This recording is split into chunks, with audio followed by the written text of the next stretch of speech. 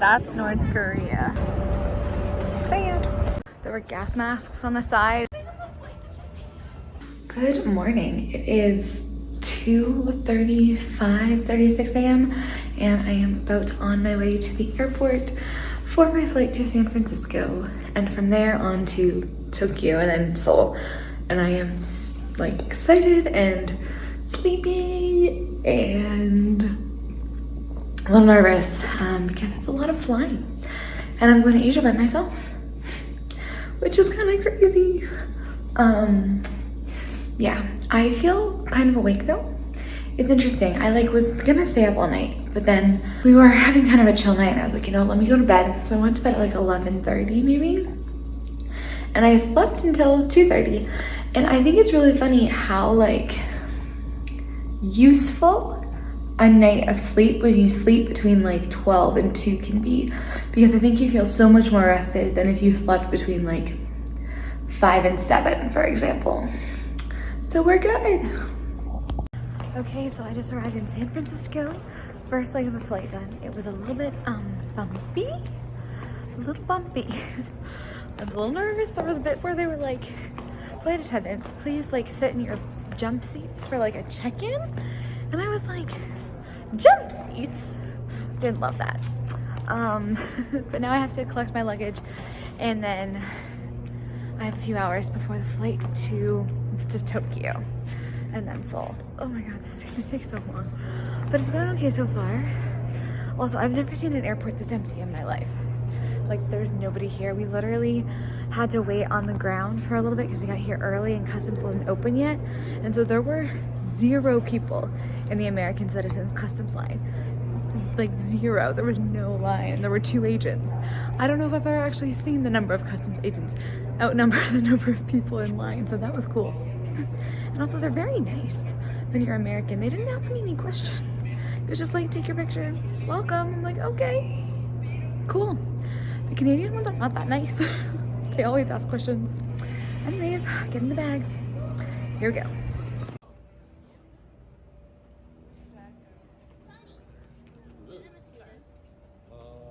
This is really nice. The San Francisco airport has like a garden, a terrace. It's really cute.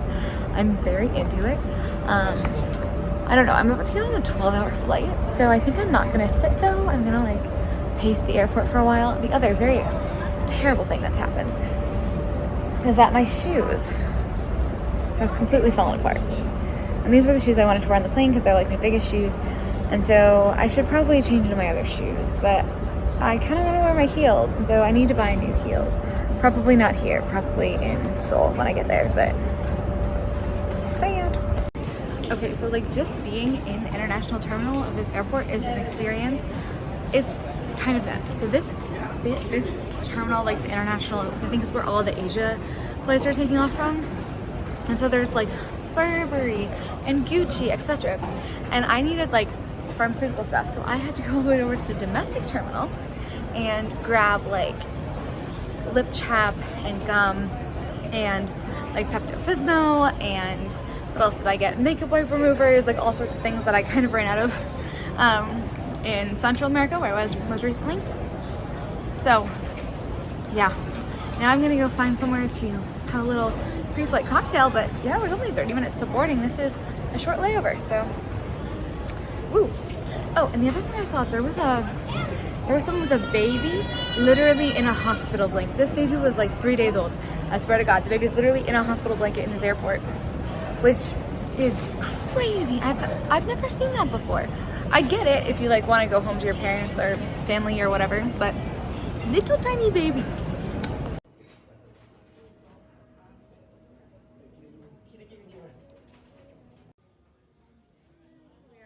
I have to go down, don't I? Interesting, okay.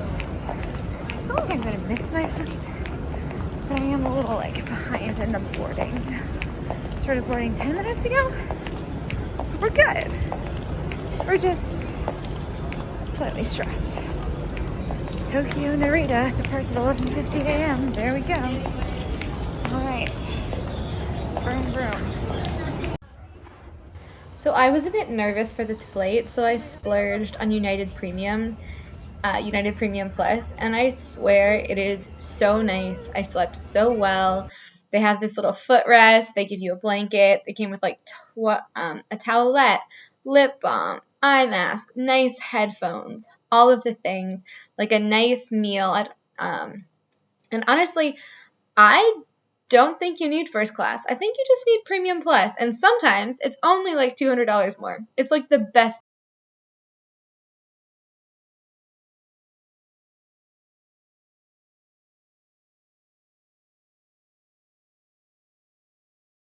Oh my god, I'm in Japan! I'm in Japan!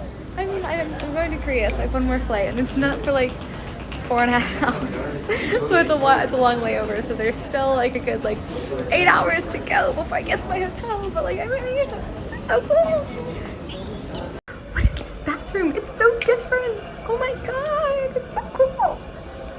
Okay, after half an hour walking around the airport and then 4-ish hours in the United Club Lounge, we are now in line for the flight to Seoul, finally. I am so excited just to get there. I'm so excited to sleep. I've definitely hit the world feels like it's moving, rolling stage, so I'm very excited about that. I'm also 100% the only white person. Maybe not on this plane, but definitely in economy class. There's a couple of businessmen over there in business class, but oh my goodness, we're so close, we're so close. 4 more hours, 3 more hours, 3.5 more hours on this like 20-30 hour situation. So close. I'm here, landed in Korea. I'm getting decidedly less cute with each one of these videos, but there was just an hour and 15-minute long customs line, which took forever, but finally have my bag. It was waiting for me when I got up, so that's great. And I'm gonna try to figure out how to take an Uber to my hotel and hopefully get some sleep because I'm touring the demilitarized zone in the morning and I have to get up at like 6. It's like 11:30 and it's gonna take an hour to get there, so like, we're just gonna continue with no sleep and it's fine. This is the drive from the airport to my hotel. That sign says welcome to Seoul. I just missed it. And there's the highway. Good morning. It is 6:35. My bus tour to the demilitarized zone is leaving at 7:30 and it's like a 15-minute drive away. So I'm gonna wander around, see if I can find some breakfast. And also, very unfortunately, I lost my battery pack somehow on the way here, and I don't have the converter.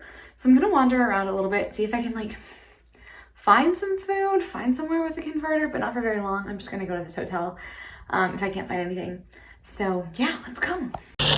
Okay, so mission accomplished. I was trying to get an Uber and there weren't any, and so it gave me panic for a moment because I was like, oh my god, what do I do? But I successfully hailed a taxi, told them where I wanted to go, using Google Translate, got here, managed to pay, and then I found a little convenience store and I got some grapes and some bananas, and I even found this thing, which should revive my phone when it starts to die. It's a one-time use emergency power bank, so that's good. Sprinkles. Many countries. So I'm very happy to have you in this bus. So welcome aboard, my flower guests, and let's. Okay, so right now, oh my god, my hair's a mess. Right now I am in the theme park, which is before the demilitarized zone. It's called Imjinnak theme park. It actually is a theme park. Like, it's really weird. We're 7 kilometers from North Korea, and there's like a children's, not currently in use, it seems, theme park. So this has like lots of memorials, flags and such. So behind me there's a Korean War memorial there. Way back in that middle section, you can't really see, but that like thing that is a statue of President Truman, the US president who sent the US to South Korea's aid when North Korea invaded. It's really cold. I wasn't expecting it to be so cold. I already have my sweatshirt on, and I know that the tunnel that we're going into is going to be even colder. When we're in the tunnel, we're going to be 170 meters from North Korea, which is weird. Like, I know logically, like, this is fine, but like, it's a little scary, honestly. Like, you hear so much about the country and the you know, the dictatorship and shit, and it's right there. it's right there, and that's weird. Like, it's so, and I was like yesterday, it was really Friday, but like that would have been yesterday here. I was in California, San Francisco, and now it's like you're 100 meters from North Korea. Like, this is weird. Anyways, let's walk around and see a little bit.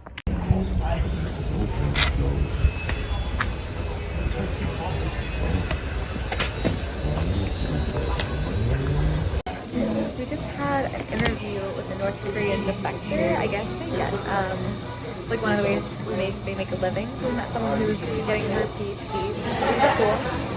And now I'm just waiting for some food. But yeah, wandered on the memorial. And we're about to go into the demilitarized zone after this at like 10 minutes. It's gonna be super cool.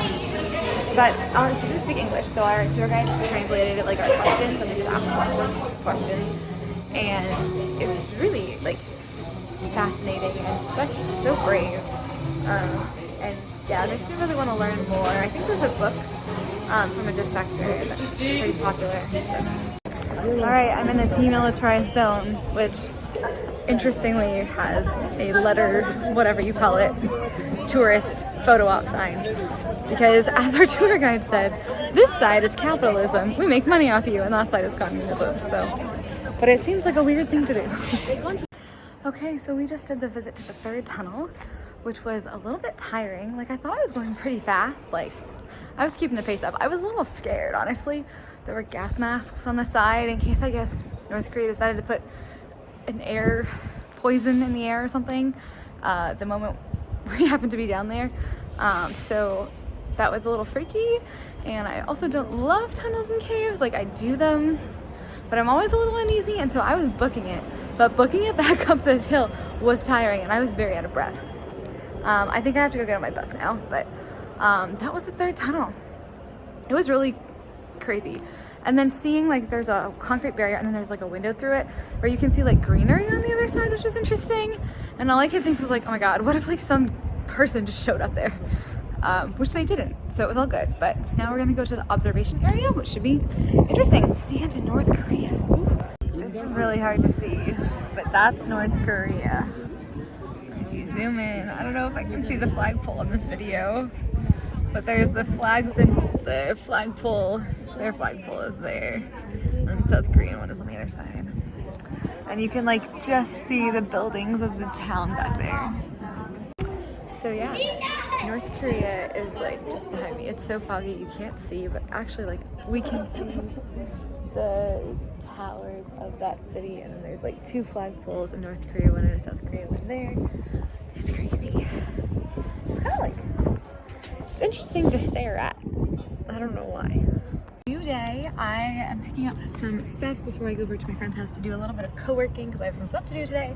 It's Monday, and I don't know what I got first. So I like was looking on this little TV screen where you order, and there were so many things that sounded fun. So like I got lemon tea, and then I was like, there's something that had yogurt in it. I think that's this. It was like yogurt something. And I was My like, second cool, and final day in Seoul, I did a little bit of walking around, saw some of the cool streets. I went to the palace. It was absolutely beautiful. And everyone was dressed up in costume, which was really cool and added to the atmosphere. Then I had a wonderful dinner with friends who were in town, and we had dumplings and noodles and all that stuff.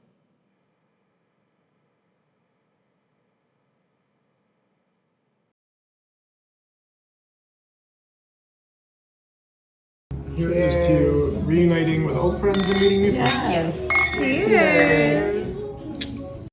This airport is crazy. There's people just like, first of all, it's like all Chanel and Gucci and Canadian Goose and stuff like that. I'm trying to find where the food is. But also, there were people just like casually trying on Chanel high heels in the airport at 7 in the morning. Who? So after I was done being stunned at the South Korea airport, I flew through Singapore, which is a beautiful airport. I want to come back. And then I landed in Bali, and here I am on the back of my friend's scooter going through the streets. That's how you travel here. I did a lot of surfing, yoga. The surfing was so fun. I really, really enjoyed myself. As you can see, right? Where's the fist pump? There it is. And I've just been enjoying some beach time, water time, yoga time, and getting some work done before I take 2.5 weeks off for a family vacation.